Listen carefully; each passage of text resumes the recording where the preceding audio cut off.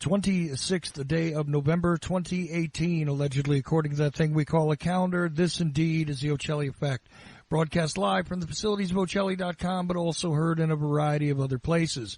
We do welcome you to this show on a moon day, which is going to start an interesting broadcast week, I promise. On Tuesday, tonight, by the way, well, let's begin with tonight. How about that?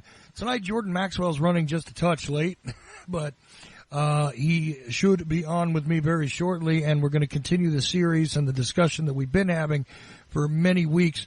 On Tuesday, we will have J.P. Satilli with us, and also regular Joe has agreed to join us in the first hour, where Mike Swanson would normally be, because Mike will be away and unable to join us. On Wednesday, looks like we're going to have Joseph Flatley about his new book, and that one ought to be a most interesting kind of mental yoga test there. I don't know, contortion of the mind, I think, might go on just a little bit with that discussion with Joseph Flatley. On Thursday, I may have an unpleasant conversation with Jefferson Morley, and Friday is beginning to look a lot more interesting than I thought it would, but has not been solidified just yet. So that's the way the week rolls out so far, and we have a couple of other irons in the fire, so to speak. So apparently I've got a little bit of a technical issue with grabbing Jordan, so I'm going to do my best to get a hold of him before we get into the subject matter tonight. I want you guys to, while I'm doing this, I want you guys to remember that we are taking questions. Jordan appreciates them. So if you'd like, you can go to the live chat room at Ocelli.com. You can also email it to me, info@Ocelli.com. You could, let's see, what else should I do? I'll keep the email open. I'll go to Twitter, I guess, if you want a private message, a question to Jordan there. Or if you're on my Skype list and you wish to send me a text message on there regarding the subject matter for tonight. Now, we are going to start off with religion. It does seem as though Jordan might want to expand a little bit on that particular topic tonight in some ways that he normally doesn't. But, you know, it seems like every week holds that sort of promise. So, again, continuing exactly the thing that we need to continue. Tell you what I'm going to do, though. I'm going to take a short break and see if I can't get Jordan on the phone elsewhere, which you guys won't be able to hear, and see what we can do about getting him right on and into the discussion, because little strange at the moment. Normally he's right there ready and waiting. So anyway, what we'll do in the meantime is play a little song from Cirrus Minor. It's called Awaiting Dilation. Here at Ocelli.com, and I'll be right back with all hope in mind that Jordan Maxwell. So I just spoke to Jordan off air really quickly. He is running late, yes, but will be joining us very shortly. Now I have a couple of questions from you guys already loaded up and ready to go. We shall soon see what else we wind up discussing. I never can tell exactly what direction Jordan is going to go in, but he is just preparing, plugging in his mic and all that good stuff. So what we'll do, because I took a very long break there at the very onset of the show, is get straight into it with him in, as soon as he calls in, and we'll skip the normal break that we take at the 1 hour mark, just to be sure. We might take maybe a 2-minute break instead of the normal 5, 6, 7 that I do at that time, but it'll be very, very brief, and we'll get straight on into everything as soon as Jordan arrives. Meanwhile, if you want to enter some of those questions, you can. If you're on my Skype list, do that. I am also going to open up, I think I said I'll open up Twitter, so I'll do that right now. I'll open up Twitter if you guys have, at Ocelli Effect at Twitter. You can send me a question that way without an issue. But Jordan, I did get a hold of him, and he will be with us shortly. So there we go. If you guys, want to drop a question there at Twitter, no problem. In the live chat room, no problem. On the Skype, no problem. And, hey, even the email, info@Ocelli.com. Any question which is even remotely, reasonable, let's put it that way, reasonable, I will get straight on to it. Now, I'm also going to do a little presentation, on my own regarding some of this material coming up in, I don't know if I'm going to make that an extra thing. I guess I'll take a little bit of listener feedback and see where you guys want to go, because some of the odder questions that have come up because of the series with Jordan about religion also involve things like the history of Samaria and stuff like that.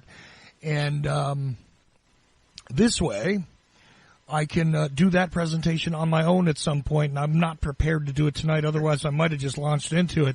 But I do actually have Jordan Maxwell with me now. And if you go to jordanmaxwellshow.com, you can follow up on all these subjects, especially if you go ahead and join the Research Society, which there's a button for it at jordanmaxwellshow.com. There's also videos which one can download and have right away on demand for a small fee over there, so that you don't have to buy a DVD or anything like that. You're getting them straight from the man himself. When you go into the Research Society, though, there's a lot more material in there. There's literally, I think, a couple of ebooks. There's definitely videos. There's links to things. There's information, images, stuff that is not necessarily everywhere, and it's all grouped together about things like government, banking, religion, so on and so forth, and a lot of in-depth ways to get into it. But it all begins at the only website, which is Jordan Maxwell's, actually the man's website, jordanmaxwellshow.com. And that's the only website that's his, just so you know. Anything that's, connected or recommended there, that's his business. That's what he chose. You find his name in a lot of places, but not necessarily being presented to it, being presented to you by him, number one. Number two, you'll also find that you can email Jordan there, and it actually gets to Jordan. And you can make donations and things like that. Also at the website, all of those things are available there, plus a public section which has general information as well. But anyway, Jordan. Yes, sir. Great to have you along. Well, thank you. Thank you for inviting me. Absolutely, and we're continuing on with this series. Now, we've got a couple of questions already loaded up. Okay. I have invited people, of course, to drop more if they want in the chat room or on Skype, or they can send it to me via email right now while we're on the air. If you don't get it to us by the time we're on the air, I will absolutely save it for next time, which I have a few of those saved up already. But first of all, I'd like to find out how you're doing today. Well, comparatively well for a 78-year-old. I'm doing okay, I think. I'm doing all right when it comes to my work and thinking, but not getting around too well. I'm getting to where I'm kind of being stuck at home and stuck in one room because I don't get out too much, but and I'm not able to do a whole lot anymore like I used to. I was always running. All my life I've been running and trying to get done with the things I feel I need to do. But today I just don't have the old stuff to, the old stamina to do the things I want to do, and that's really disgusting to me, because there's so many places I'd like to go and talk to people and do seminars, and so many things I want to say and need to say and people need to hear. Excuse me. I guess the best way to handle what I need to do is do it by radio, because at least this way people it can be recorded and heard later. Because I got so many things I want to tell people that they don't know, and it's fascinating subjects about how much the world is ill-informed on. Well, this is all part of the. Whoops! Wait a second. There we go. This is all part of the discussion. That needs to be had, sure, and I love listening to you on anything that you're talking on, whether it's a video or it's clips that people use from your videos or whatever. I love encountering your very concise way of giving presentations. Another thing, by the way, if somebody's listening to this right now and you feel as though you'd like to have Jordan come to you and talk to you or give a presentation at a conference or something like that, if you wanted to do that, actually, now the thing is, neither Jordan nor myself have the money necessarily to send Jordan somewhere. But on occasion, you would be willing to work something out where if they're willing to pay your expenses to go to a conference and give a presentation about this topic or others, all they would have to do really is email you over at jordanmaxwellshow.com and see if they could work it out with you directly, right? Yeah, well, that's true. But like I said, I don't get out very much anymore. I don't really travel very much anymore. I've traveled around the world. I've given lectures in Egypt and the Middle East and all over Europe. I've traveled extensively. Yeah. But, at 78 years old, I just don't do well at traveling. And those 19-hour plane trips are very destructive now to me. But, and I don't really get out very much anymore. But what I can do is I do individual counseling, telephone calls, consulting, and also with the new technology that the web has, that I can do seminars, and it can be seen in different places in the world. I've done that.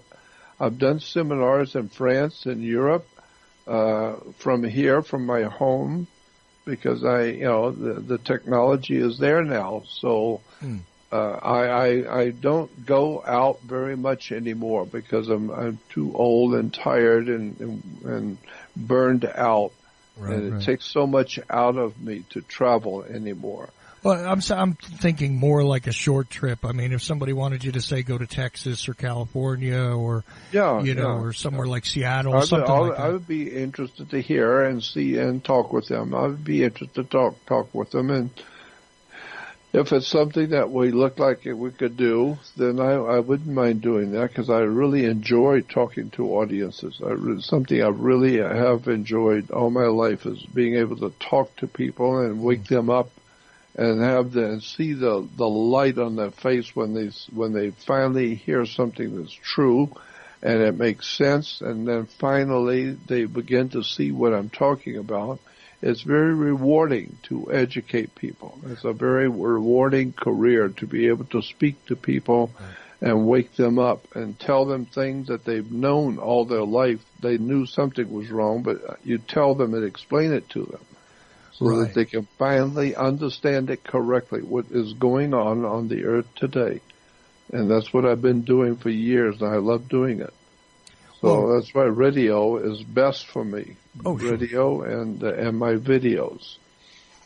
No, absolutely, and I know you appreciate it when people email you too, to let you know. Even again, you could just email stuff to Jordan and tell him, look, I was listening to the show, I learned this, or or I have a question, or that's another thing you like to see, is that you cause somebody to think, you cause them to become educated more than they were before.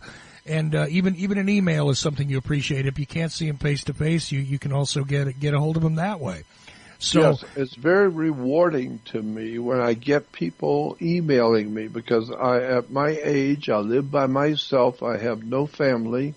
I live by myself and do all that I do by myself, and so it's very rewarding for in my life now to have people contact me and just so that I know they're out there and that they care, and that I'm actually being able to affect other people and causing them to think and wake up and ask questions and all kinds of. It's just very nice to get emails from people who care about you and who care about what you're doing, and to know that you're making some kind of an impact on people. So if you have anything you want to talk with me about, just email me. Email me is the best way to contact me. It's the only way, really. Right. Because I live on my computer 24/7. I live and continually monitor my emails, because I get emails from all over the world. And a lot of them are very important. A lot of important people in the world will tell me things about the subjects that I deal with that I didn't know. And I learn a lot from people. I learn a lot from listening to people who are experts in different subjects that I talk about, I know about, but I always say I'm not the world's foremost expert. I'm not the foremost expert in the world on anything. I'm just an ordinary man pursuing extraordinary knowledge. Right. But I learn a lot from people. Lots of interesting people write me and tell me things that I had no way of knowing. I've had professors at universities in England write me and say they heard me talking about this or that, and let me explain to you what this and that means. And then I've got something now. Now I've got something really good that I can share with people. Right. For instance, a classic example is I've been talking for years about the difference between Jesus being God's Son, S-O-N, or S-U-N. I say that Jesus is a symbol for the Son, S-U-N, not S-O-N. And then I say, and I've been saying it for many years, that S-O-N and S-U-N are interchangeable. It's the same word. It just is interchangeable. So therefore, when you're told that Jesus is God's Son, it's not his S-O-N, it's his S-U-N. And Jesus said, I am the light of the world. Well, of course the Son is the light of the world. And we're told that Jesus is our risen Savior. Well, of course the S-U-N, Son of God, is the risen Savior. Of course it's our risen Savior. If it doesn't rise in the morning, we're dead. Nothing's going to grow. We're going to freeze to death. Right. So it is your risen Savior. And so, and then I got an email from a professor at a university in England, an English professor, who said, incidentally, Jordan, you're talking about the difference between S-O-N and S-U-N. Yes, in English, there's a problem called the lazy O. Lazy O. And the idea in English of this concept of the lazy O is that when the translators were translating all the other languages into English, and they were translating other documents, etc., from around the world into the King's English many, many years ago, during the Middle Ages, they came across a word, S-O-N and S-U-N. And they called it the lazy O because the translators and the King James translators said that it's the same word. It can be spelled S-U-N or S-O-N, and it didn't mean two different things back then. It was just the way it was spelled. And so today, of course, we have now meanings that we have now put onto words. So that S-U-N means that bright morning star that comes up and lights the world, as opposed to S-O-N, which is your boy, your offspring, your male offspring. Right. Why do we call him your son? Because he is the light of your life. And so the light that lights up your life is your son. And so he said, but the actual point of fact, in English, there is the proposition in English, the S-U-N and S-O-N is the same identical word in English. It's called the lazy O. Look it up in the English language, and it explains why the translators use the same word and spelled it two different ways. It can be spelled either way all the time. In any situation, you can spell it S-O-N or S-U-N. And so I've been told, Christians have said, well, Jordan is just mixing up words. No, that's the way the English professors in England will tell you. That's the way it was done. You could spell son either way, and it meant the same thing, whatever. But we have put understandings on the language today that doesn't mean what it meant, 500 years ago in the King's English. Well, that's the thing when you study etymology, that you discover that a lot of things that have contemporary meanings do not necessarily still mean the same thing that they meant 500, 600 years ago. It is exactly apparently right. The same word, but I mean, even taking a look at a word completely unrelated to the subject like nice. The word nice is not Very nice. If you take a look at the etymology, the old phrase, right? Common phrase. He's a nice guy.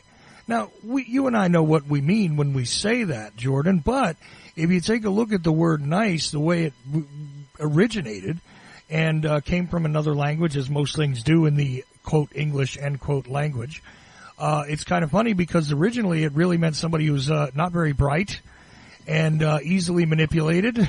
And I imagine nice guys might not always be bright. I mean, if you're not so intelligent, the world is a lot easier to swallow as a nice place. Maybe you're happier if you're not intelligent enough to know how bad the world around you is. But it's an interesting thing that a nice guy is not really a nice guy the way we mean it. That's right. The word does not mean the same as what it was originally meant. Right. So it doesn't mean that what we call nice today is not what it meant when that word first arrived on the scene. When we first used that word, it didn't mean what we mean today. Right. And I've got a couple of questions from some people that today we would say they're probably nice people, but I don't mean it in the etymology, in the correct etymology, the way it originated. I certainly don't mean it that way, but some people have written in a couple of odd questions. And I want to enter them into the discussion because they have been listening to the series. Another talk show host that had me on as a guest even mentioned that he really appreciated the series with you and thought it was really, really solid the way that it's gone so far. Well, that's good. That's good. I appreciate it. And, so I know that a lot of people are listening, and a few people have commented, and some have sent questions. So I'm going to start with the easiest one here. And let's see.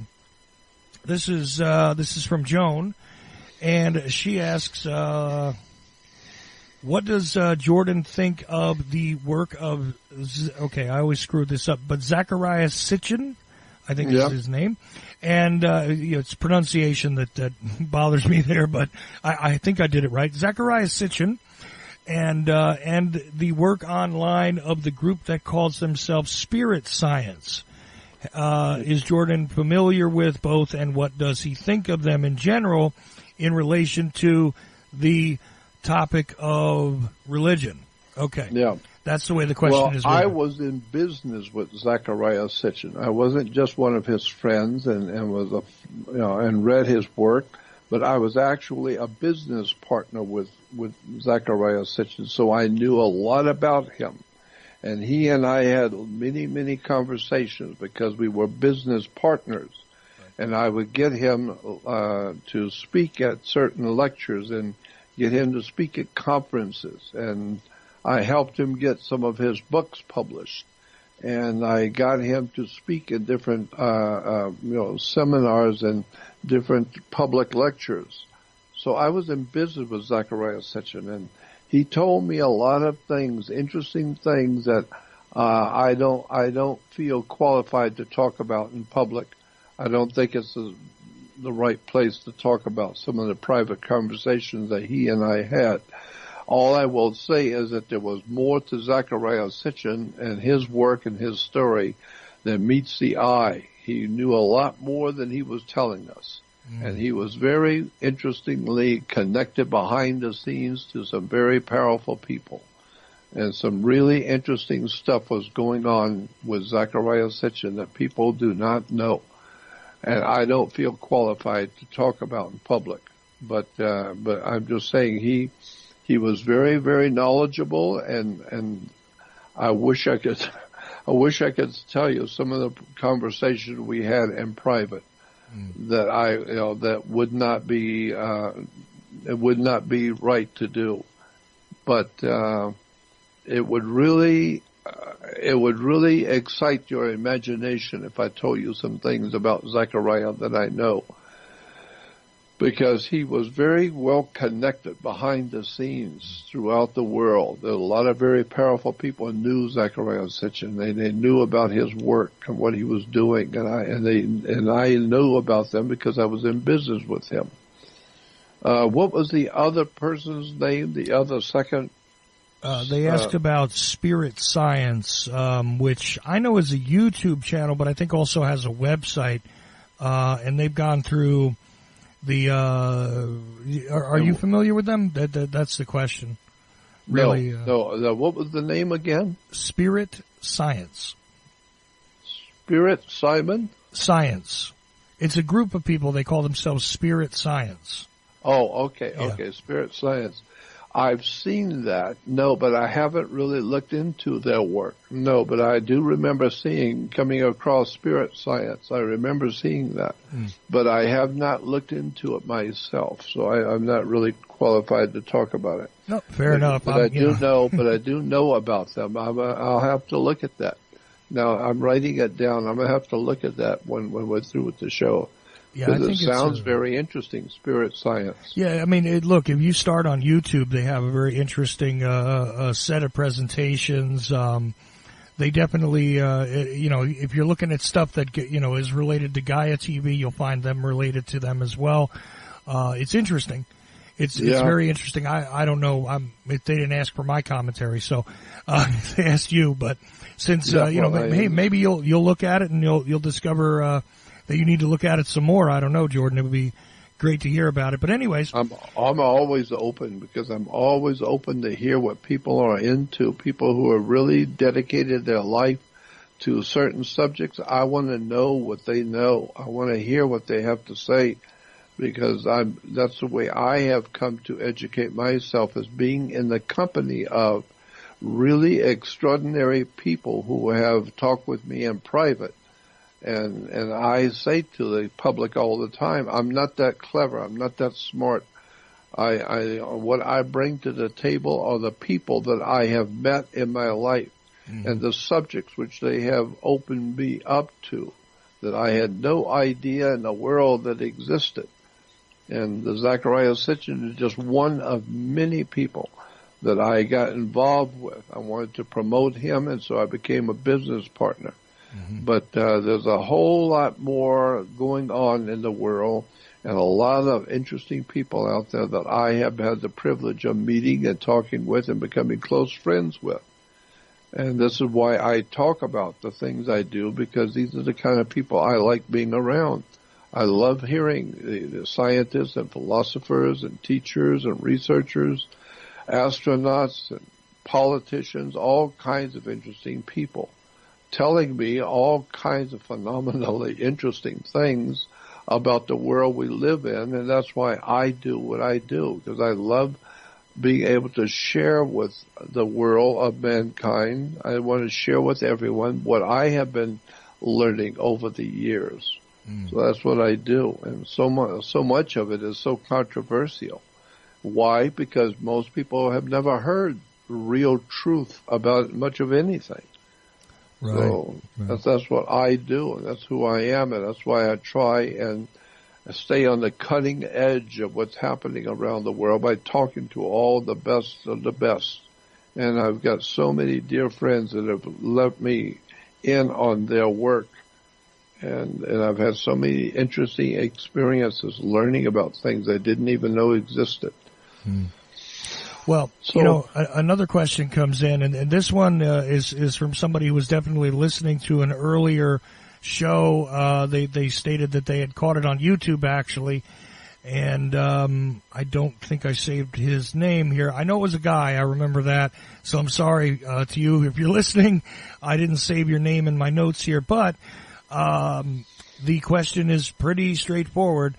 I heard Jordan say that he did not believe that the Old Testament existed early on or before the Christian version of the story. Yes. Okay. Yes. But here's the question. Then what does he make of the Dead Sea Scrolls and many of the artifacts that have been discovered that seem to suggest that the Jewish story is much older than most people believe and was a story that previously existed? Okay, that's the whole question, Jordan. I'm just true. Voicing it. So yes, but those stories did pre-exist. And I'm just saying that according to the best minds today in Israel, the best philosophers, teachers, researchers, authors, especially professors in university and books coming out of Israel. There's a lot of academic foundation for the idea that ancient Israel never existed. I do not believe that ancient Israel is a fact of history. I do not believe that there was a Jewish religion before the AD. I don't believe there was any such a thing as of an ancient Israel ever existed. I think it is a mere story that is not backed up by history, and it has no basis in history whatsoever. Because I know for a fact that there was no Abraham, Isaac, and Jacob. There was no King Solomon and King David. Mm-hmm. I remember finding many years ago documents of research that's been done on the ancient Israeli religion, the ancient Israel. And it was saying there never was an ancient Israel. Israel today, we know, is not the ancient Israel of the ancient in the Old Testament of the Bible. And what we call today the Old Testament in the Bible is actually the religion of the Phoenician Canaanites. There is no language. There is no, in fact, Hebrew language. The Hebrew language is simply a particular dialect or a particular slant on the old Canaanite religion, the old Canaanite Phoenician language. Because in thousands of years ago, when the ancient Israel was supposed to have existed, there was no ancient Israel. There was Phoenicia, Cana. And the Canaanites were in the area we call Israel today. They were called Canaanites, the land of Cana. And the Canaanite people spoke a particular language. It was called Phoenician language. And the Phoenician language was spoken in Cana. And today, the Phoenician language is referred to as Hebrew. And so when you hear Jews talking, and they will tell you, well, in the Hebrew language it says this, this, and that. I say there was no Hebrew. There is no Hebrew language. It's a Phoenician Canaanite. So talk to me about what the Phoenician Canaanite language says, because that's what you call Hebrew. And so if you understand that there was no Hebrew, one professor in Israel said that connecting the Islamic, what we call the ancient Hebrew language with the Canaanite is like connecting the English-speaking America with London and with England. It's the same language, but just a little different. The Americans speak the language a little different than it's spoken in England, but it's the same English language. And so the people, or we call today Hebrews, they speak a language which is the same as the ancient language, but that same ancient language is not Hebrew, it's Phoenician Canaanite. Well, another way to look at that would be also with Spanish, because there's proper Castilian Spanish, and then there are forms of Spanish that are spoken in many countries that differ from Spain's Spanish. So, that's I mean, exactly it's just what I'm saying. Right. I'm just giving another example in case somebody says, you know, English is kind of the same anyway. A lot of Americans don't realize it is a bit different. Even some words are spelled differently, but Spanish is another good example of this, where you have various countries in South America. A lot of them speak Portuguese, but or a form of Portuguese, I should say, which is again different from Spanish. But two Spanish speakers, one from Spain and say one from Mexico, easy example there. They speak differently. They might be able to understand one another. And there are a lot of common links to the languages, certainly, and a lot of people describe it as the same thing, but it really isn't. There are differences. It's sort of like that, right? That's exactly what I'm saying. That's the difference between the Hebrew language and the Phoenician Canaanite Phoenician language. The Phoenician language is the mother tongue, and Hebrew is just another way other groups have used that language. So in And the so analogy, England would be the Phoenician, English itself. England's English would be the Phoenician tongue, and Spain, excuse me. Let me try this again. Spanish language from Spain would be the mother tongue, and the Mexican language would end up being like the Hebrew language. The American language would be like the Hebrew language versus the original. So it's like that. It's very, very similar, but slightly different. Okay. But slightly different Perfect. because of the people. And so therefore, we say today in America, we say that we speak the American language. We speak American. No, you don't speak American. You are American. You speak a mother tongue, which is English. Mm-hmm. And so when we say that, these people are speaking Hebrew. No, they are Hebrew, but they're speaking a Phoenician language. Right. They are Hebrew. And so we don't know the difference. So we just say, they're Hebrews, so they're speaking Hebrew. No, they're Hebrews, but they're speaking Phoenician. It's a Phoenician ancient Canaanite language. So when you hear the idea of an ancient place called the land of Cana, that's the Hebrews today are from the land of Cana. They were actually Canaanites. Mm. And so when you read in the scriptures about the Canaanites, that's who today is in charge of Israel, the Canaanites. Right. They're not a mystical people called the Hebrews. There was no King David. There was no King Solomon. I am telling you, there was no king. There was all of those words and all those famous people in the Old Testament never existed. And we say, if you go back to one of the earliest Bibles, I came across one in an old bookstore once, an old Bible, and everywhere where the Bible talks about King David, it said King Druid, D-R-U-I-D, not D-A-V-I-D. And in India, they have a Druid religion. Excuse me. No problem, Jordan. And the thing about this is that, again, with the languages changing over time, this is a function of time, honestly, and also of development. Because, for instance, there was no reason, say, for the original English language to have a word for, I don't know, pick something, computer, initially, right? And so the language might develop, and they might have slightly different names in England for a computer than we do here, and therefore the split, begins to happen, right? And there's also things that are only indigenous, say, to this part of the world that maybe they don't even have in the UK. So therefore, we have to develop words or adopt an existing word from some other language in order to take it in. Doesn't even necessarily mean that the English uses it.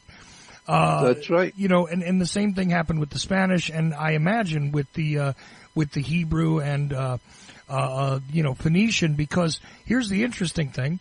Some people talk about there's ancient Hebrew and then there's more modern Hebrew, right? Languages over time change. They must, as a matter of function.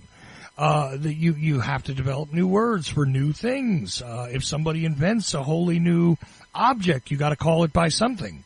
If there is a new process that did not exist before, you may have to describe it as something. And sometimes they reach into the past and adopt an old word from the past to mean something new, or they create a new word. Very simple, right? Yeah, so, it's very simple. And also, there is a hidden connection between the Hebrew people, the Jewish, what we call Jewish, and German. There is a very definite connection behind the scenes that has never been talked about in public. There is a definite connection between being Jewish and German. Germany, or the German people, are connected to the Jewish people. And the Jewish people are connected to the German philosophies. The German religion is Jewish. The Jewish religion is German. It's a very difficult subject, and I haven't got to the bottom of it yet. But I do know that much, that there is a definite connection between being Jewish and German. Oh, yeah, you've certainly And talked about it on here quite a bit. In the symbols, even the most infamous symbol of the Third Reich, you've discussed that and exactly how it is on the very floors. You can look to the earlier episodes. It's on the floors of synagogues, that thing which is called a swastika. Well, right. that is on the floor of synagogues, interestingly That's right. The enough. swastika was not German. It was Jewish. Mm-hmm. The Jews used the swastika, and the Germans picked it up from the Jews. And the Jews got it because they were following the ancient religions of Phoenicia, Cana, which goes back to India. And this is why in India, the Hindus and Buddhists both use the swastika and the Star of David. Right. The Star of David has nothing to do with King David, because there was no King David. So the Star of David actually is referred to, if you look it up in the dictionary, as a hexagram. H-E-X. Hex is Latin for six. And interesting, in Latin, six is S-E-X, is six in Latin. Right. And so today we have something called a hex, H-E-X, which is a six-pointed star. It's called the Star of Saturn. That's what the Star of David represents, as the planet Saturn. Right. And so there are other questions here as well, and you've gone into this, and geometric shapes are a subject we could easily do a full 2-hour discussion about, just the geometry, if you will, of the symbols, right? And the fact that nothing is accidental. There are numbers to sides and points of things that are completely intentional. We've even talked about the 5-pointed star on here with you a little bit, and the 6-pointed star as well. I find it fascinating that in England, here's another interesting difference between England and America, which I just note, and I'm not sure what to make of. But you know, their law enforcement badges over here, we have 5-pointed law enforcement stars, right? Yeah, you know, for sheriffs and things like that. But in England, not so all the time. They seem to use 6-pointed stars. And because the 6-pointed star is the star of Saturn. Mm-hmm. And Saturn is the Lord of the Rings. And that's why Jews are still making movies in Hollywood, Lord of the Rings. Mm-hmm. Lord of the Rings was the planet Saturn. Saturn was the Lord of the Rings. And today, the Jewish religion is worshiping the planet Saturn. Mm-hmm. It wasn't always that way. I've said this before, and I'll say it again. We are told that Judaism was the first monotheistic religion in the world. The Jews were the first monotheistic people. The monotheistic, theistic is God. Theistic is something to do with God. Mm-hmm. Mono is one. So therefore, one God, or anything dealing with the subject of one God, would call monotheistic. Well, the Jews were not the first monotheistic people in the world. They never have been monotheistic. Right. So if you go back into history, you will find the Jews were never monotheistic. They never worshiped one God. We are given the idea that there is only one God in all the universe. There's only one God, and that's the Jewish God. He is the one God, and his one people are the monotheistic people who worship the one God. Until you do some research on the field and go to the encyclopedias and the reference works on the Bible, and then you will see, no, the Jews were a henotheistic, spelled H-E-N-O. Henotheistic, meaning heno means to pick one from a group. Mm-hmm. So if you have, say, 15 gods standing in front of you, and you decide you like to follow this one God, you pick him out, the one you like we do in America with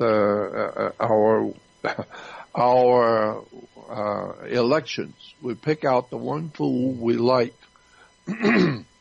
And we elect him. And so now we've got a deep association with the one that we picked.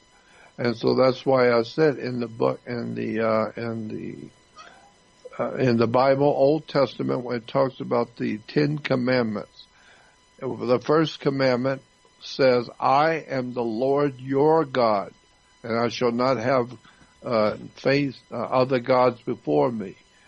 It doesn't say, I am the only God in the universe. No, that's the idea that we've been given. We Gentiles have been given that idea that the Jews worship the only true God in the whole universe. No, they were henotheistic, not monotheistic, meaning the Jews picked one God from a group.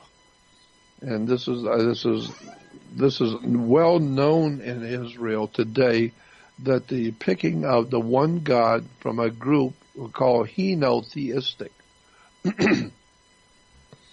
And this is why today we have a complete misunderstanding about the God of Israel and the Bible. Because the word God in the Phoenician language was El. El was a name for the god Saturn. Saturn was called El. And another name for Saturn in the ancient world was Shabbath. Shabbath was spelled S-H-A-B-B-A-T-H. Look it up in the dictionary. S-H-A-B-B-A-T-H.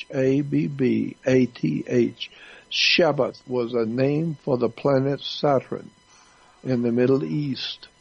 A long time ago, thousands of years ago, the planet Saturn was well understood and knew that it was a planet of the rings.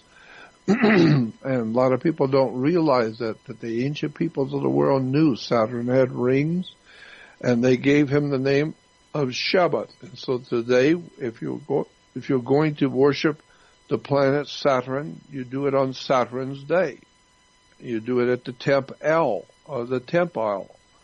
And so today we call it, the worship of Shabbat is called the Sabbath. Right. So in the 10 Commandments, remember to keep holy the Sabbath. As if you're keeping holy the Sabbath, you're keeping holy the day is Saturday. Because Saturday is named after the Jewish god Saturn. And Saturn was called Shabbat. And so we have a celebration in Judaism called the Sabbath. Sabbath is the worship of the planet Saturn. So just remember, when you're keeping holy the Sabbath, you're not being very holy. You're still worshiping an old pagan, ancient Saturnian god, Saturn. This is why I am so convinced that I want to tell the world the way it really is, the real truth about the religions that we have today. We don't realize that we are worshiping the same ancient gods that the ancient pagans had, and we like to criticize them because they were ignorant and ill-informed, and ancient peoples, they didn't know anything about nothing, and so we are highly intelligent today. No, in point of fact, it's just the opposite. The ancient peoples knew far more than we will ever be able to understand. The builders of the pyramids and the great temples of the world have all understood the universe and the whole concept of the divine presence in the universe we call God. They knew far more about God than you will ever know. They knew far more about sacred geometry, the building of temples, than we will ever know. And so nothing is more obvious than the fact that the ancient peoples knew things we don't know. The Hindus have learned and taught us more about space and time and all the high sciences that we don't even begin to understand today. And so we are not the ultimate creation of God on the earth today. We are an ignorant and ill-informed, backwards people. We call human beings. Right. We humans are backwards. We are not very well read. We're not very well educated, and we think we know everything there is to know about the whole universe, where in point of fact, you don't even understand your own religions.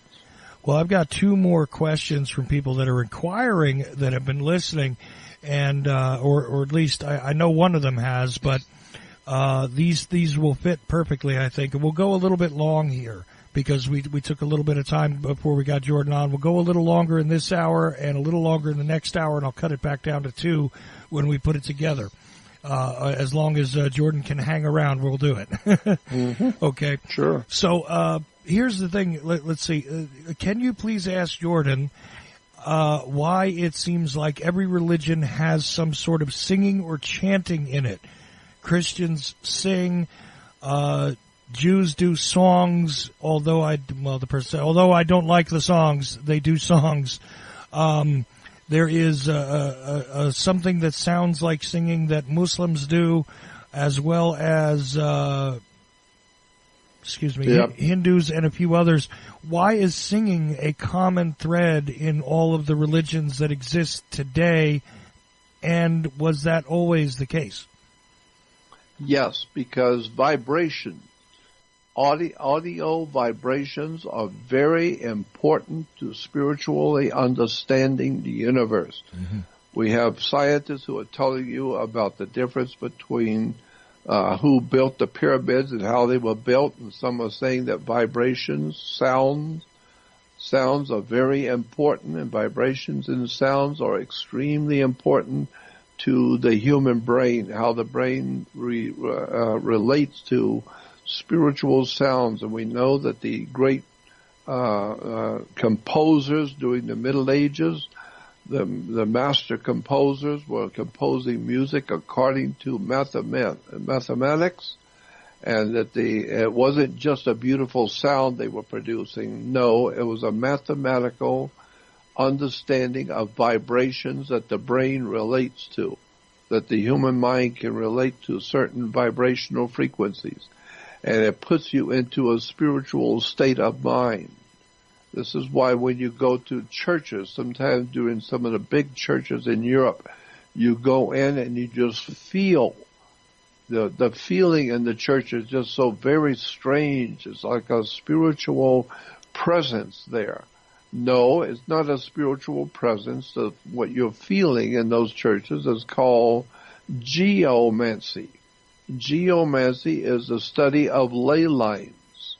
Ley lines are electrical forces, force frequencies on the earth that the ancient peoples knew all about. The Celtic Druids from Europe were experts on where the ley lines are on the earth. They said that there are lines of electrical power going on the earth today. And if you stand in the front of that line, if you step on that line, you will feel that electrical frequency go through you. And you can feel that there's something godly going on. There's something otherworldly you're feeling.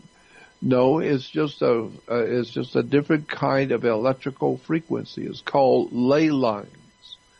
And if you go back and you look at it, that's what you're doing when you're singing in churches. You are humming and communicating with the spirit world with vibrations and frequencies. And we know all of that has been used by religions for thousands of years. Mm. And this is why, incidentally, the music industry today in Hollywood is able to captivate the minds of young people and captivate. In motion pictures, they have something called mood music. When there's going to be some terrible thing happen, there's some kind of a sinister sound or music that tells you something is bad going to happen. If it was a happy scene, you will have the music to accompany a happy scene. So Hollywood makes music to present a particular scene in a movie. And so it's called mood music. It puts you in the right mood to experience what the movie is going to show you. So music has always been used to connect the human brain to the spirit world. That's why music is so profoundly important today, when you see how the young people are being misled into, and rap music was developed by the people who developed the rap music was developed by what we would call the British East India Company. and it has to do with the idea of privatizing jails. Prisons are being privatized. Prisons are being opened up and run by private corporations. And so in order for those corporations to make money, they have to have a lot of prisoners. And so the only way you're going to get a lot of prisoners is to whip the people up in the country to be prisoners and to be criminals so they can be prisoners. So the same people who came up with the idea of privatizing prisons have come up with the idea of the best way to run a prison is to have it filled with people. And so if you have it filled with people, you'll make money because it's a private institution. It's a private operation. And so they came up with the idea, the same people came up with the idea for private prisons, came up with the idea of rap music. And we know that because we've heard and I've read the articles by the people who gave us rap music. They said the same people realize if you're going to have a privatized prison, you need to have plenty of prisoners. And how you do that? Well, you make prisoners out of putting it into the spirit of the people to be revolutionaries, radicals, and criminals, and you give them music that promotes that, and it promotes that kind of understanding of the world. Rap music is designed to create a criminal element so that we'll have criminals to put into prisons. If we got a big prison, a brand new prison, but you don't have any prisoners, you're just losing money. Right. I'd like to run a couple of my thoughts by you real quickly here related to exactly this subject because I am very much attuned to the study of acoustics and sound and the resulting effects of them personally. Because I was a musician and I still to this day appreciate the science behind it. So let us understand a couple of things. First, when you were talking about churches and the experience of being in a church, another thing that comes into play here is the architecture. And why? Because the effects of just the breeze blowing, people being inside, the echoing, if you ever notice when you step on a hard floor in a church and you hear that kind of echo that's sort of unique to a church, it is because the architectural design is literally constructed to have that effect. And that is a cumulative effect, creating that same atmosphere. It's not just the ley lines, mind you, but it is the utilization of the ley lines that give you the energy, the effect, and the ability to really suspend and excite various parts of the human brain. And believe it or not, the construction of the place, the materials in it, as well as the selection of the tones used, whether it is in the music or it is in the bells in the church towers, are all relative to this, right? That's exactly right. That's one what I'm talking about. Mm-hmm. And but you didn't mention the architecture. That's why I was throwing it in. But I know you know this. It's just I figured I'll throw some of my thoughts in here as we go. The other thing is when you're talking about constructing a music and the fact that some people created blueprints to manipulate the population, it was not only done to fuel the prison industrial complex, but various other effects that seem to have been organic things in society were also seemingly directed in exactly the same way. And this has to do, again, with the effects of tone. See, a lot of people think about music and they say, oh, yeah, the lyrics in a particular song created or gave ideas to people, and that can be true on some level. You don't necessarily get manipulated by just, hearing somebody's words.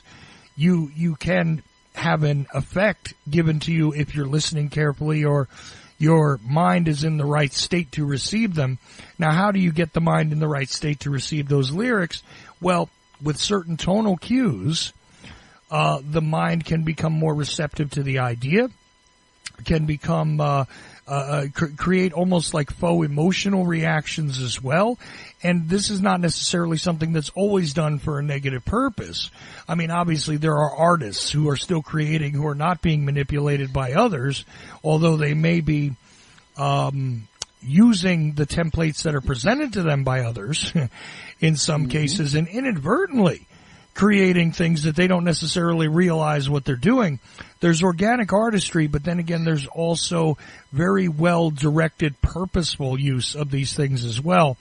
And some people, again, if they're independent, they might be using it to create a mood, to get a sentiment out, to tell a story, whatever it may be.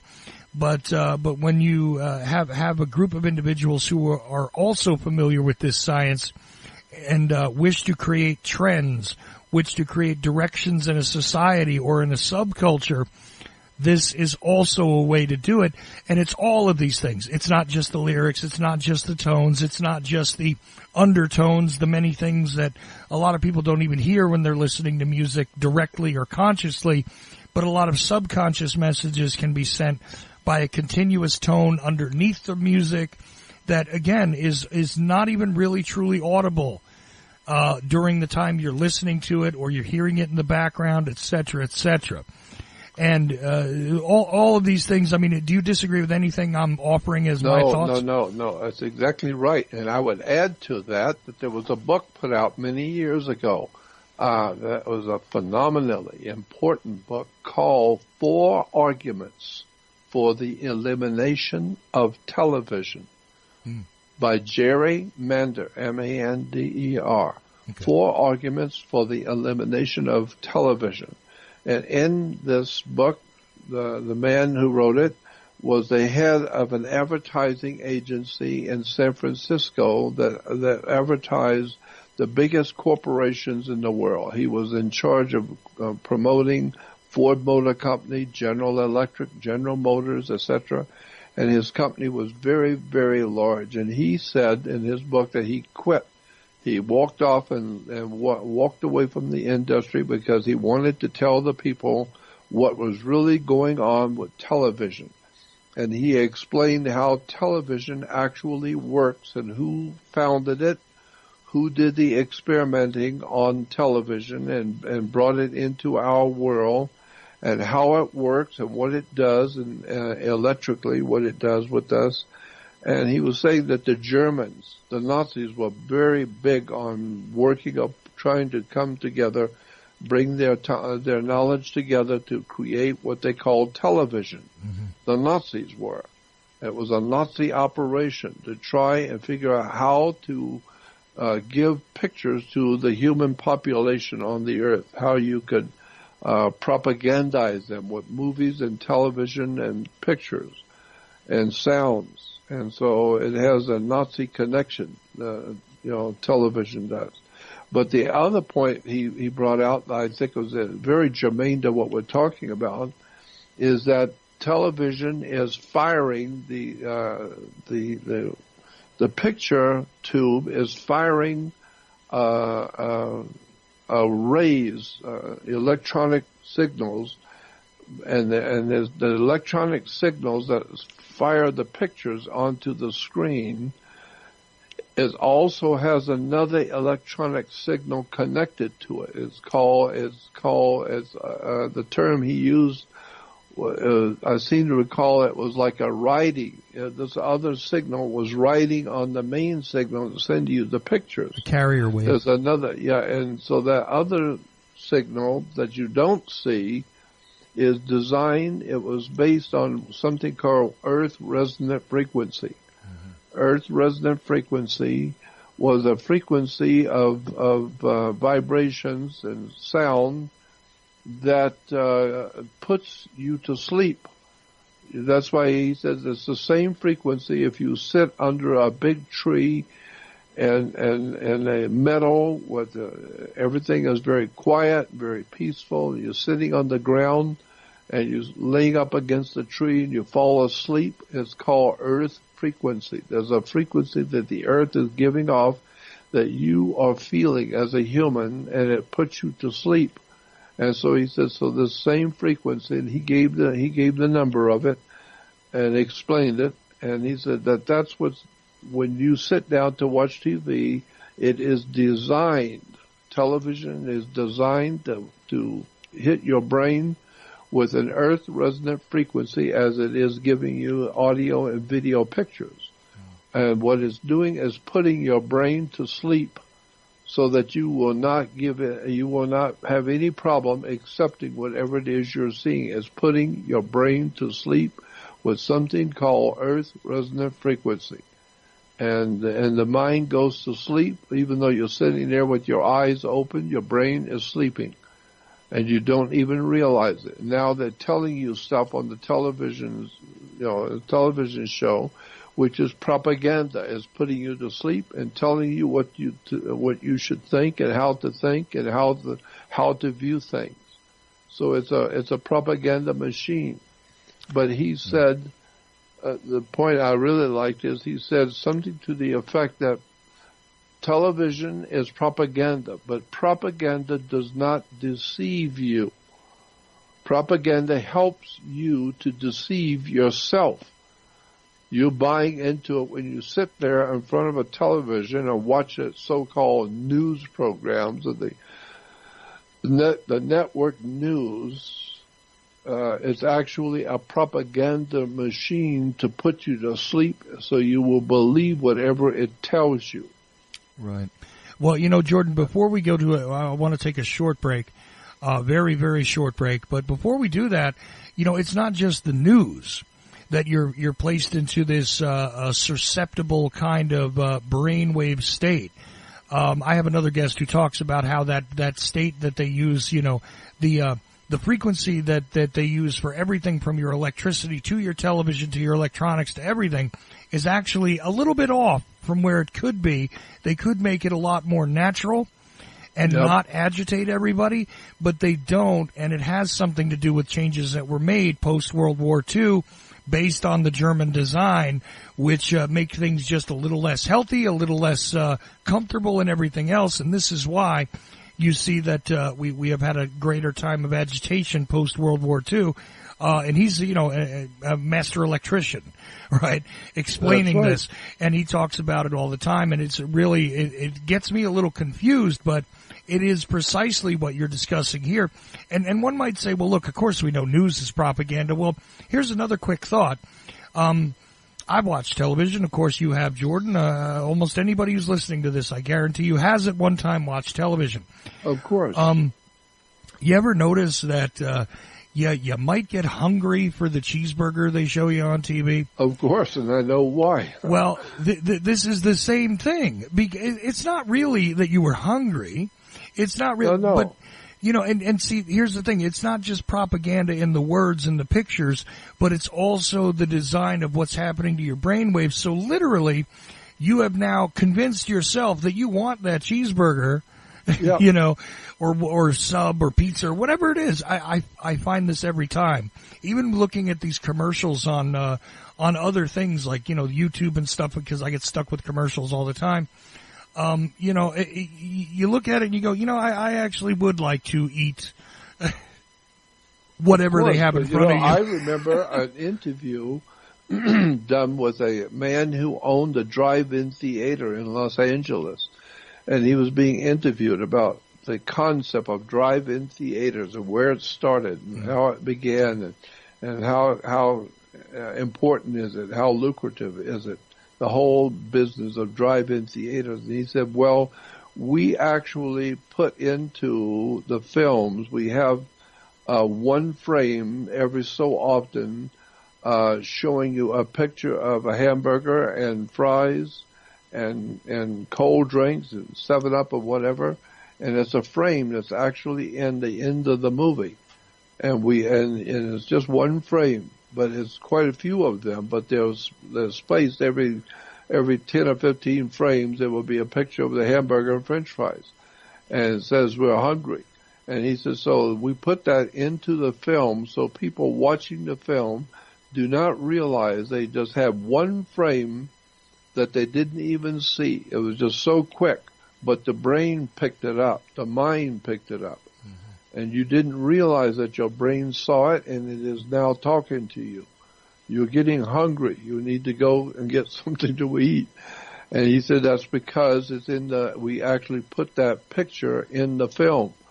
And it was only 1 or 2 times we did it, but it's enough for the people when the movie is over wanting to come in and buy food. That's what we want. That's what we want them to do, is come in and buy That's how we're making our money. Right. And we provide them with the idea in the movie. They didn't even see it. So, like I said, propaganda doesn't deceive you. It helps you to deceive yourself.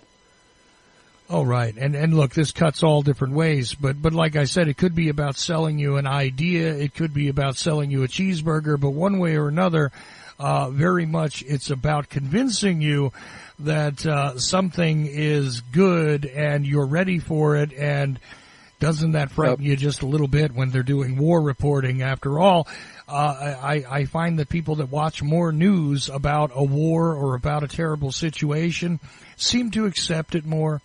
They really do.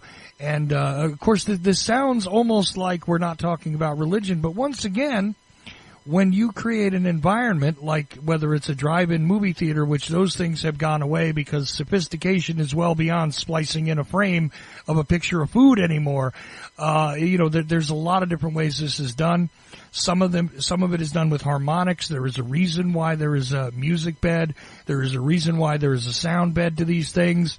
That's right. Which is not, again, necessarily audible. Just like that frame is not something that you're going to recall. Well, I saw a picture of a cheeseburger and fries. Nope. You might not recall that, but your mind, your subconscious mind picks that stuff up very well. Subconscious saw it, right. And So I know that's true because I've had it happen to me. Right, exactly. But meanwhile, there's a lot more to the religion discussion, and I got one more question left. Of course, if you guys want to add in more, or a Monday discussion continues with the great Jordan Maxwell, which again, his website is jordanmaxwellshow.com. This is the only website that is Jordan Maxwell's. Once again, you can join the Research Society there for a one-time fee.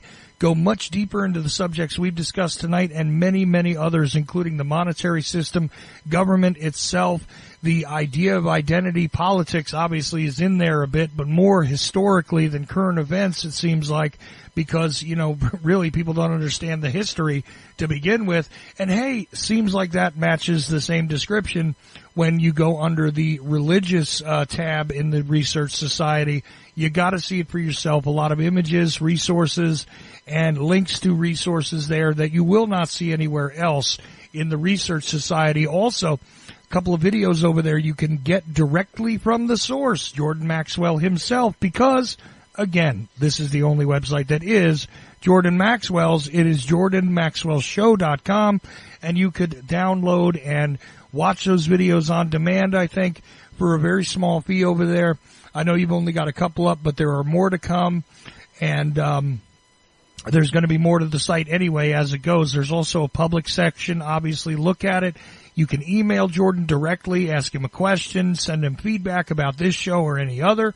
You can make a donation over there because this is one of the ways that Jordan is allowed to survive is based on your donations.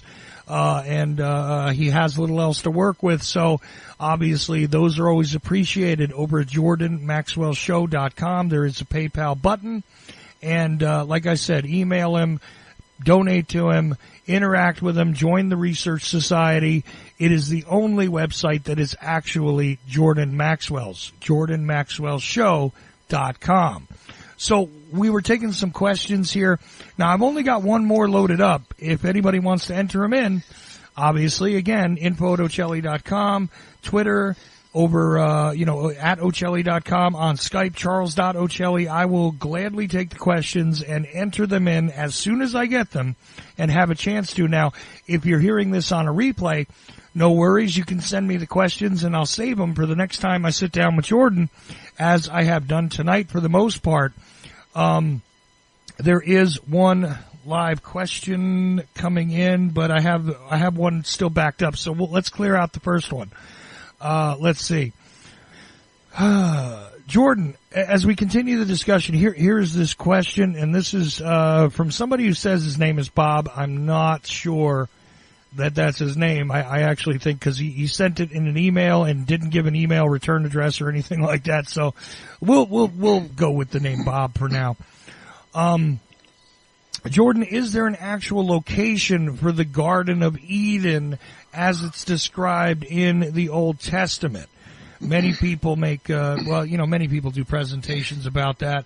So is there an actual location for the fabled Garden of Eden in the Old Testament, Jordan? I think perhaps there is. But I do believe that was probably the story of the great flood in the Old Testament, the great flood of Noah's day. I believe that story is actually telling us an older story of the story of Atlantis. I believe the Bible is talking about Atlantis when it tells us the story of Noah and the ark and the great flood of Noah's day. Because it says actually in the Bible that the great floodgates of the deep opened up and the land fell into the ocean. The floodgates of the ocean opened up, because we know that rain, scientifically, if it rained 40 days and 40 nights, would not be enough rain to cover the highest mountain. That's not going to possibly happen. You're not going to have that much water on the earth to cover the highest mountain, so it was not a worldwide flood. It was not something that covered the highest mountain on the earth. No. The mountains were caused by some kind of a catastrophe, yes. But it was not the great flood. The great flood was local. It was a local flood. And the idea going back to that when the flood happened, the Bible says that it not only rained for 40 days and 40 nights, but that the great flood, the great waters of the deep opened up.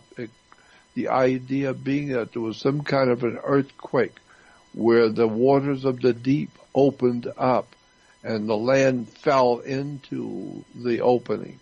Well, that's what we're told happened to Atlantis, that there was a great catastrophe, flood or something, where Atlantis sunk overnight, instantly sunk overnight into the ocean and was gone forever.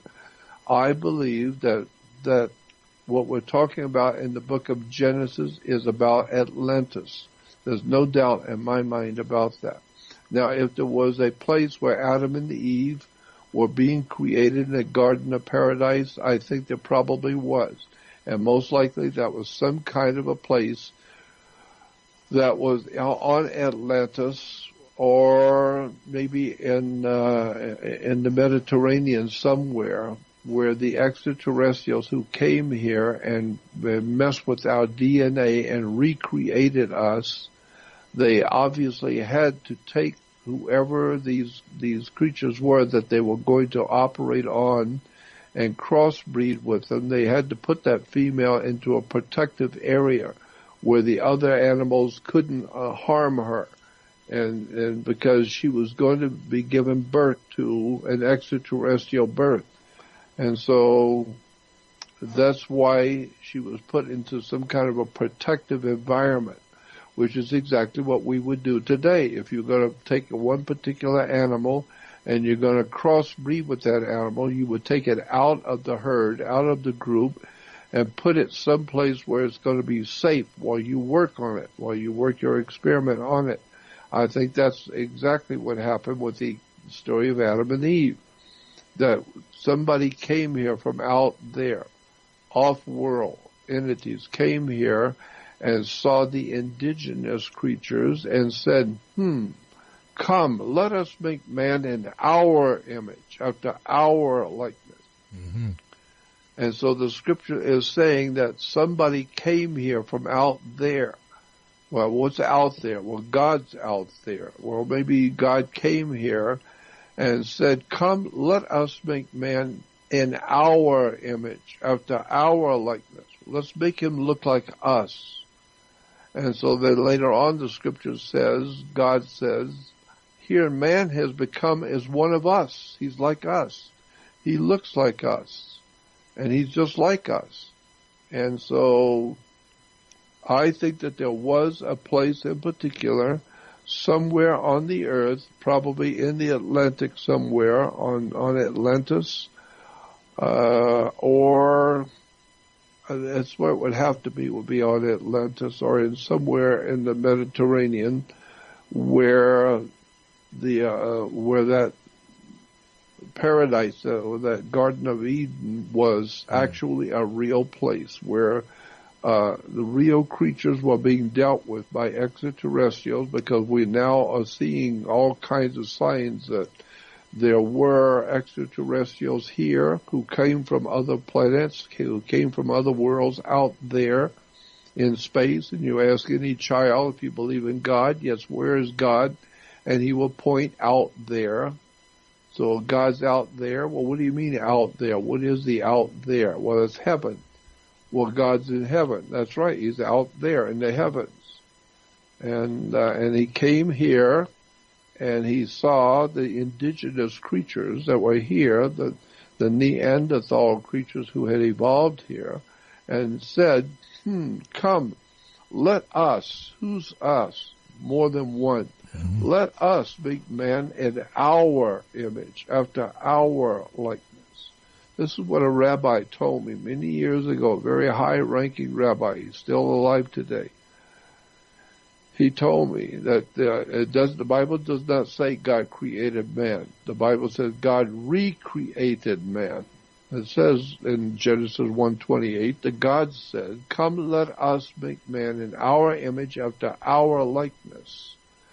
And then after man was made, it was the commandment was, go forth and multiply and replenish the earth.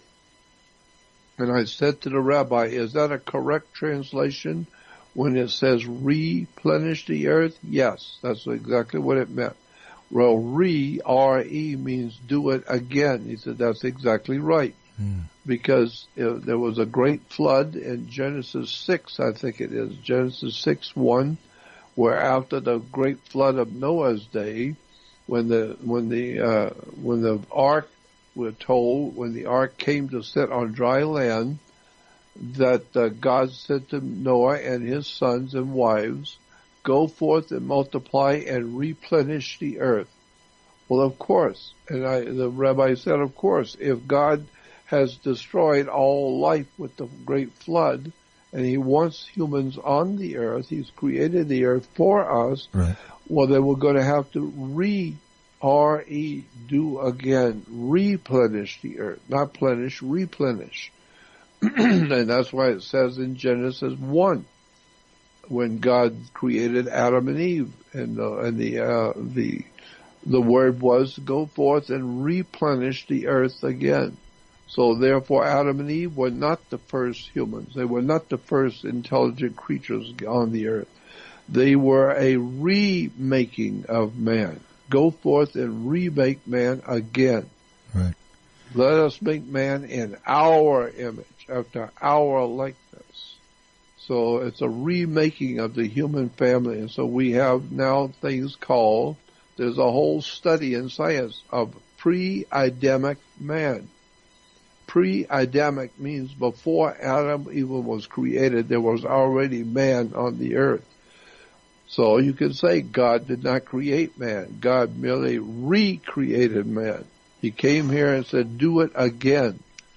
And so let us make man in our image, after our likeness. So now we look like the gods who came here and created us. And that's why when I hear people saying that they've had, one-on-one confrontations with extraterrestrials who look like humans, well, that's what makes sense to me, because that's what the Bible says. God said, come, let us make man in our image, after our likeness. Not make man. No, man's already here. Let's remake him to look like us and be like us.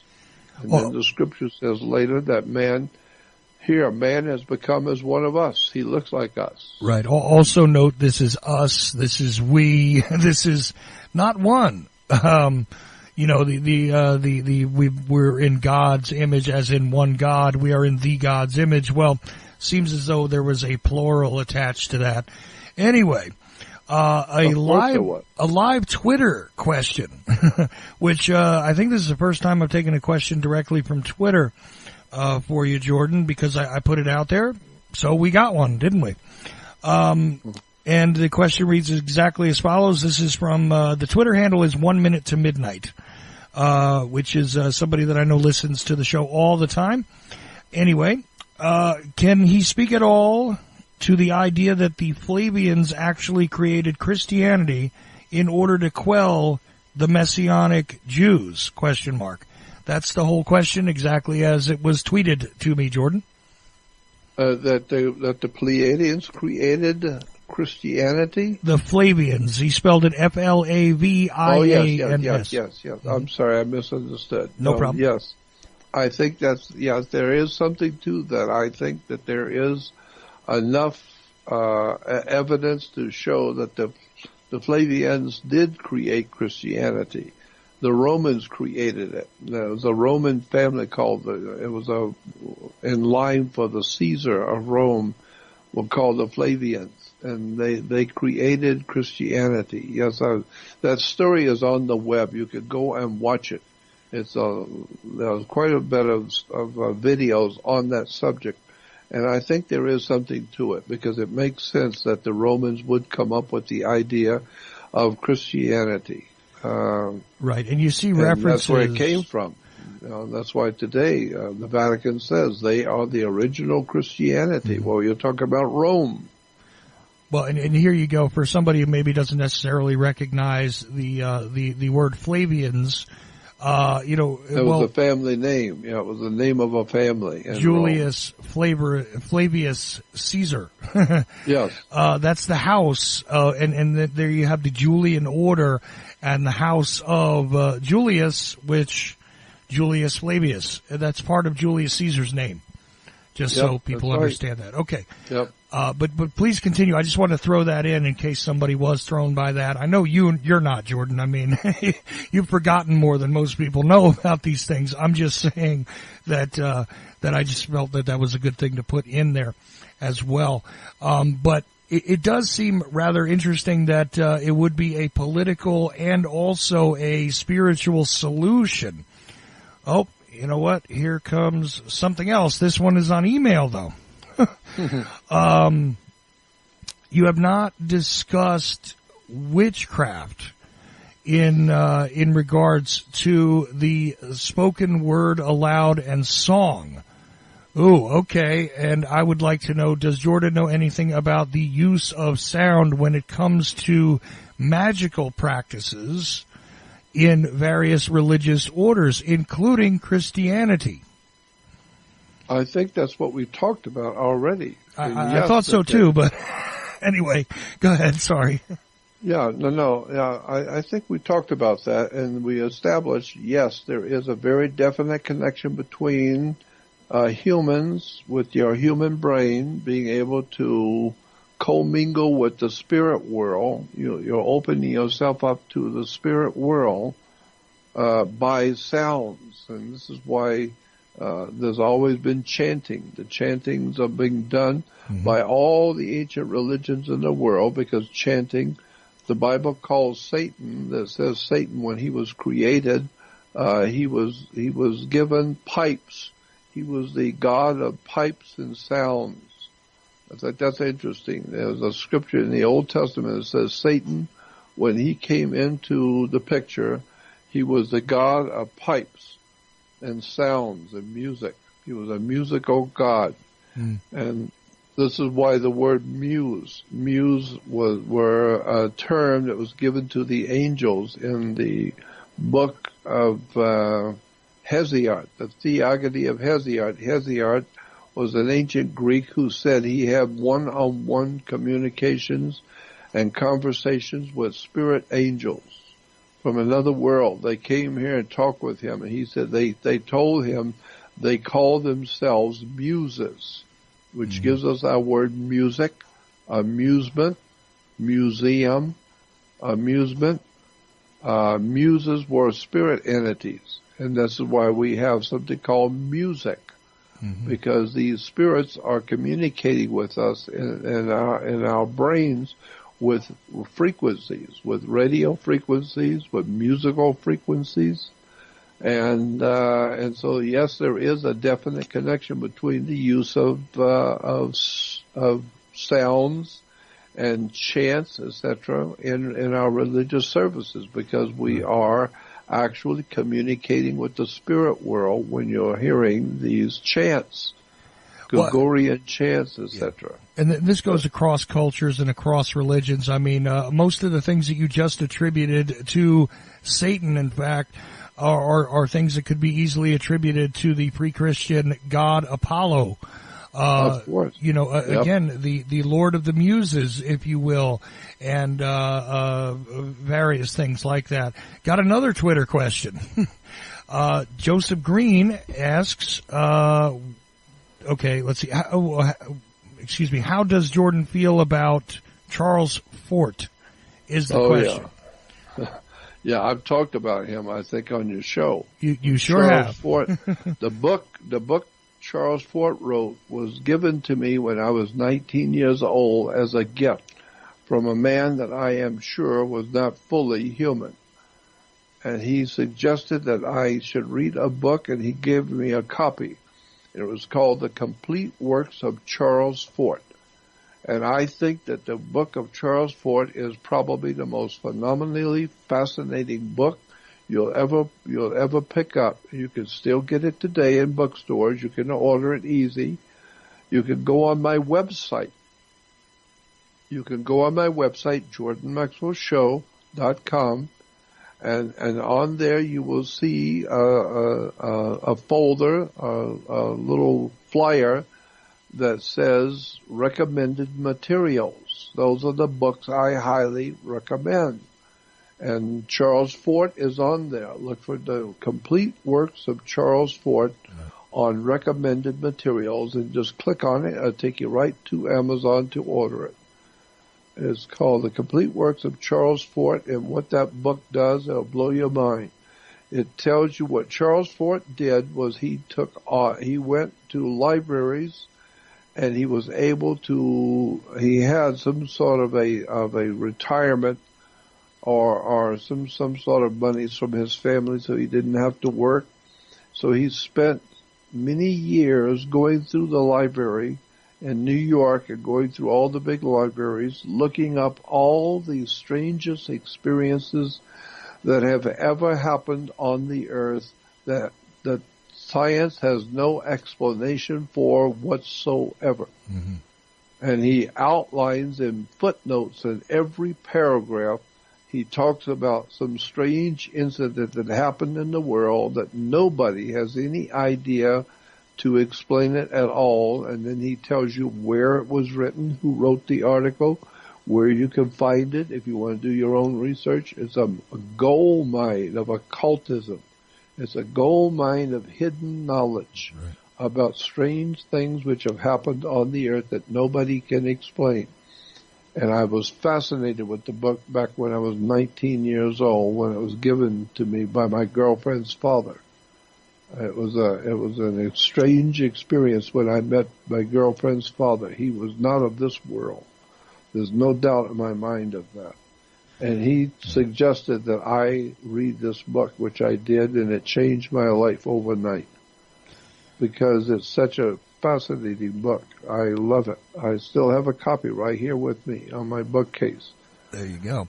So one other question has come in. I did this one through the Skype, and so I have to roll it and be able to read it correctly here. So bear with me a second, Jordan. Okay. All right, I'll shorten this a little bit.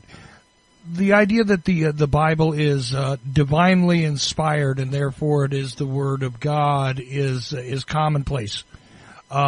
So this person is asking, is not everything according to that sort of idea that is written by a man, therefore not also divinely inspired? Or could it be argued that many things are divinely inspired, and since there are more than one sources for inspiration among the gods, does that not mean that various works of literature might have been inspired by different gods? Is this a subject that Jordan has an opinion on? Yes, I certainly do. That's exactly what I think. is that when we talk about the gods, there is a spirit world. There is a spirit world that is leading us and guiding us. And as a matter of fact, I have a quote right here in front of me. This is a quote from the Quran. Where is it? Hold on just a minute. Oh, no worries. I find this question fascinating myself because this is one of the arguments I make all the time regarding, anything, in fact, to my mind, could easily be, divinely inspired, and I'm holding up air quotes, because there is a spiritual significance to creativity in general. So therefore, it seems to me like a work of art such as a painting or a sculpture or a piece of music could be also something that is influenced by the spirit world. And in fact, I think the majority of it truly is, especially, things that are complex, that seem to be, you meet an artist who has created something that is just full of all these textures and interesting things, whether it's, again, music or writing or doesn't matter. And it's wild because you look at the person and you think to yourself, I don't even know how this came from this person. I think it's easily explained that sometimes there's more of an influence from the spirit world than in other occasions, right? There's no doubt about that. So that's the way I see it. Right. But you had a quote from the Quran you were going to give us here. Yeah, the quote from the Quran, and I'm looking for it right now. I thought I had it on my desktop. Well, no worries. It's all right if you want to paraphrase. Here it is. Yeah. Here it is. This is from Quran 15-9. Quran 15-9 says, quote, the gods are speaking, and it says, we, indeed, it was we who sent down the Quran to you, and indeed we will be its guardians, end quote. Quran 15:9 says, indeed it was we who sent down the Quran to you, and indeed we will be its guardians, end quote. So there is a classic example of the gods giving to mankind their scriptures. So when we think, the holy ones of Israel, they wrote these holy scriptures. No, even the Quran. It says that in the Bible. It says that in many of all the other ancient texts of the world. The idea is that the spirit gods have given us our holy books. Mm-hmm. We have sent down to you the Quran, and indeed we will be its guardians. That's what it says in the Quran. So what it's actually saying is somebody is telling the Islamic people, but they're not listening, we have given you a book called the Quran, and indeed we will be its guardian. And you will read this book and you will believe it because we know how to manipulate you. We know how to have power over your mind. So we gave you the book, the Quran, and you just sit and read it, and we will put the spirit into you to believe the Quran. Now somebody might say that it's almost foolish to assume that, a book fell from the sky, or that, Moses, which we've covered on this show quite a bit and talked about, in this series, about the stone tablets that allegedly had these laws that were written by God upon them, right? Yeah. This is symbolism. It's all symbolism. Right, all of it is, and here's the point of it. What you do, because anybody would say, look, you can only prove that these things were written by man. Fine, I concede that point. But here's the problem. If you concede that someone can be divinely inspired, someone can be demonically inspired, someone can be inspired by an ethereal being of any type to commit certain actions, whether they be positive or negative, whether they be to save lives or to take them, or whether they be to do harm or to heal, one way or another, then one must also concede that the writing of these things is also directly inspired, not just the holy books, but a lot of things could easily. Of course they are. Of course, anything man's writing is being inspired to write. Right. And so, if you take a book, the Quran, into the Islamic world, and you say to the people there, you say to the Mohammedans there, how did you come by this book? Who wrote this book? Oh, well, we know the authors who wrote the book. Well, where did it come from? Where did the knowledge come from? Well, the book itself says, we who have sent down the Quran to you. Mm-hmm. And indeed, we will be its guardians. It was we who sent it down to you. Meaning that the whole book, when it was being written, was not coming from a man. It was coming from those who called themselves we. We sent it down to you. We're the ones that inspired you with this book. We're the ones that put it into the writer's mind to write these stories down that we put into your mind. So it was we who sent down the Quran to you. Mm-hmm. And we will be its guardians. We will protect it. We, who's we? The gods. Elohim, the gods, more than one. Right. And so that's the same thing as in the Bible. The Bible, and the scripture says in Genesis 1, in the beginning, the gods, G-O-D-S, more than one. In the beginning, the gods made the heavens and the earth, not God, gods, more than one. Hmm. And so you go back to Genesis 1:28, when gods are creating Adam and Eve, it says, come, let us make man in our image, after our likeness.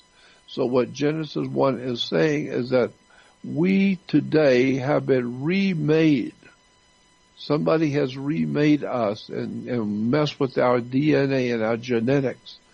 And I'm thinking that if we were Neanderthal creatures, we were these cavemen kind of creatures thousands of years ago, and somebody came down here and saw us and said, let us make these creatures, we look like cavemen roaming around, and why don't we make them look like us and make them intelligent and put a part of us in them.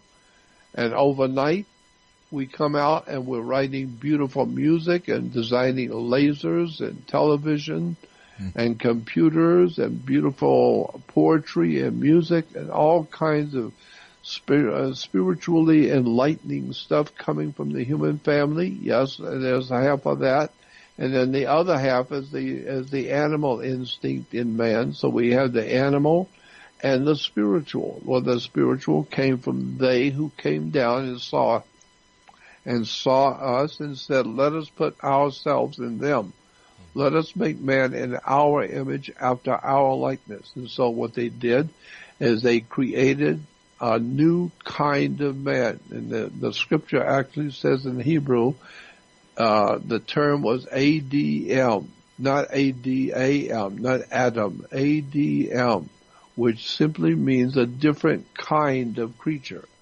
So we're going to make a different kind of creature out of the Peking or the Cro-Magnon man or the Neanderthal creatures, whoever these ancient, what we call hominids in science, the hominid creatures, whatever they were, somebody came down here and crossbred with the females and recreated a new kind of creature. That's us. We today are a offspring of the gods that recreated us. And that's why I particularly feel that there's some kind of a connection between those ancient hominid creatures and the first time that the extraterrestrials tried to recreate us in their image and likeness. It was an experiment, and as with any experiment, you're not going to make it right the first time, so you have to experiment more than once.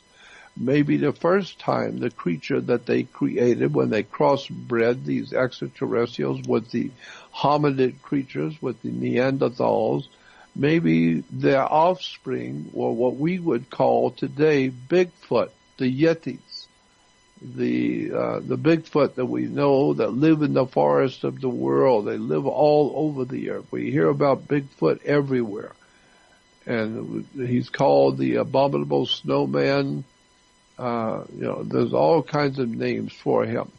And so I'm thinking, well, they look like the ancient Neanderthal creatures. They look like the ancient hominid creatures that we have skeletals for, but they seem to be far smarter than we are and far more fierce and frightening to us, these Bigfoot. And I think maybe Bigfoot is the first rendition of what was given to us by these extraterrestrials when they put too much of themselves into that creature and not enough of something else, and so they had to redo it again, and ultimately they kept redoing it until they came up with us today, modern day man. Mm. And it's even possible, some people look at the concept of evolution and state that, this is not sensible and things like that, but let's reverse engineer that for a moment.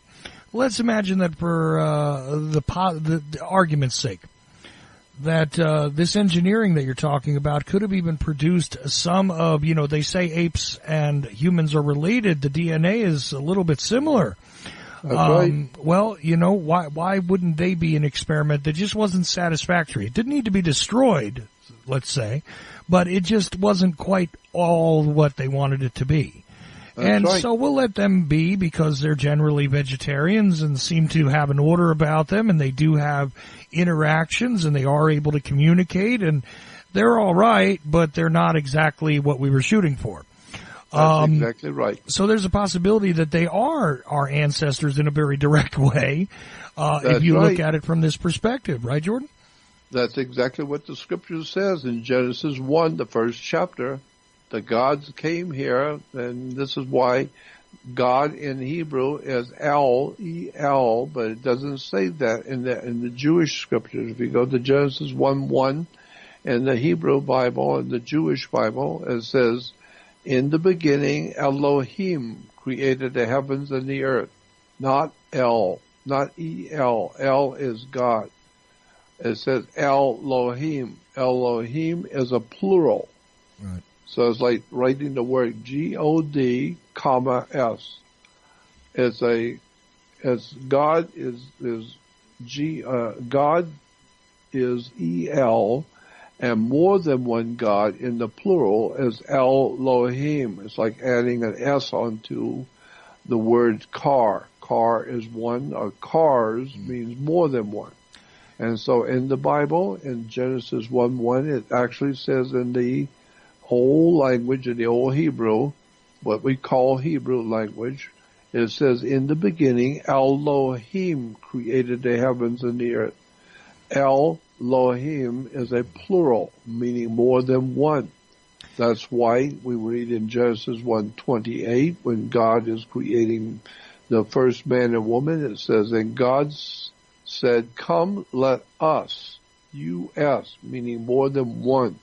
Mm-hmm. Come, let us make man in our image, after our likeness. Not make man, he's already here. Let's make him look like us. Let's make him so he looks just like us. It will be like us. He will be in our image and our likeness. Right. Now, we've gone a couple of minutes over here, but that is for the sake of editing. But if you're listening live, you're definitely thinking to yourself, they're going a little long tonight.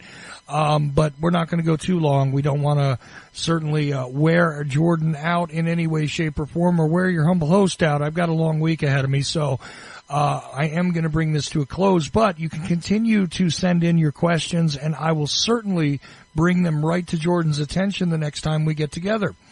Yep. And that was good. I know you're always happy to go through an entire show, which we just did pretty much with questions. Yep. But you can continue on also investigating these things by going to JordanMaxwellShow.com. It is the only website that is Jordan Maxwell's. Remember that. But also there is the Research Society there, which you can, you have to join. And there's a one-time fee for joining it, but well worth it to go much deeper into all of the subjects we've covered tonight, plus a lot more, including the monetary system, the way government really works, your birth certificate. I mean, a whole lot of information there about society in general, suggested reading. In some cases, articles you won't find elsewhere, links to things that you probably wouldn't find all by yourself necessarily, but all of that, and a way to be able to email Jordan Maxwell himself, because again, it's the only website that's his. You can email Jordan directly there or make a donation straight to Jordan's well-being at jordanmaxwellshow.com.